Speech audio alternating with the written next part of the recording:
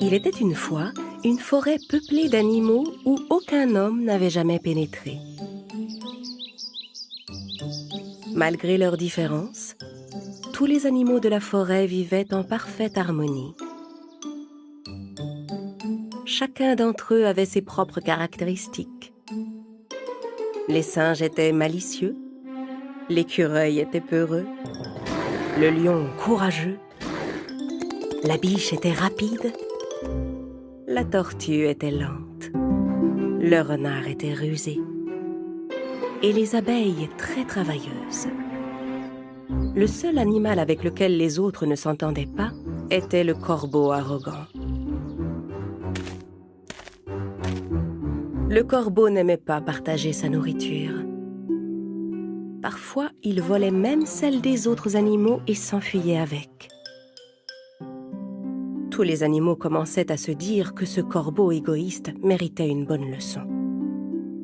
Comme il était le plus malin et le plus rusé, le renard prit la parole.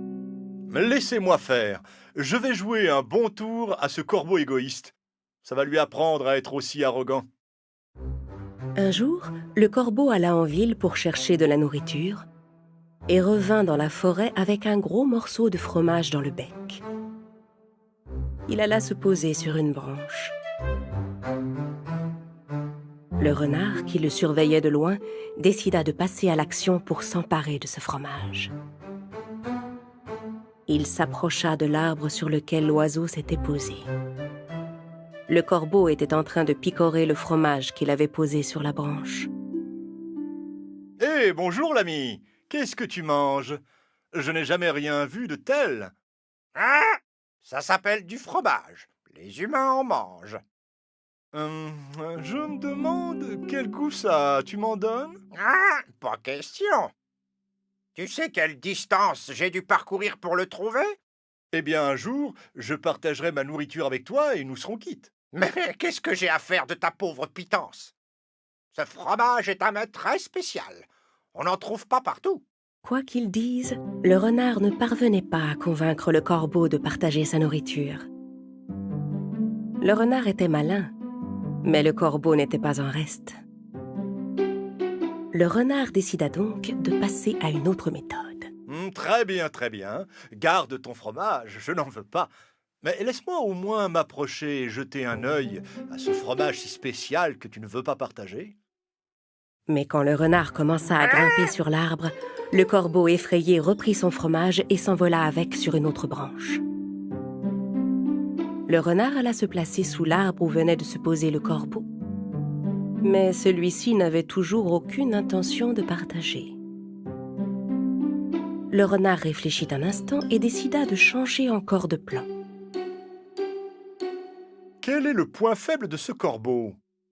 Il est égoïste, prétentieux et arrogant. Je peux peut-être tirer avantage de ses défauts pour m'emparer de son fromage. Mon ami, sais-tu pourquoi j'étais venu te voir? Pour ne pas faire tomber son morceau de fromage, le corbeau répondit sans ouvrir le bec. Pourquoi? J'ai entendu dire que tu avais la plus belle voix de la forêt. Il paraît que quand tu chantes, tous les animaux s'arrêtent pour t'écouter. À ces mots, l'oiseau gonfla son plumage et commença à se pavaner. Chante pour moi, que je puisse entendre la beauté de ton ramage, dont j'ai tant entendu parler. Le renard avait touché le point faible du corbeau. Pour lui montrer sa belle voix, le corbeau ouvrit son bec et laissa tomber son morceau de fromage. Bien sûr, le renard en profita pour l'attraper. Perché sur sa branche, le corbeau était consterné. Oh, ton fromage m'est tombé dans la bouche. C'est vrai que c'est bon. À cause de son arrogance et de sa prétention, le corbeau avait perdu sa nourriture. Eh bien, mon ami, voilà une belle leçon. Tu ne devrais pas te prendre pour plus valeureux que tu n'es. Tu ne devrais pas prêter l'oreille à tout ce qu'on te dit et prétendre partout que tu es le meilleur. On trouve toujours plus malin que soi.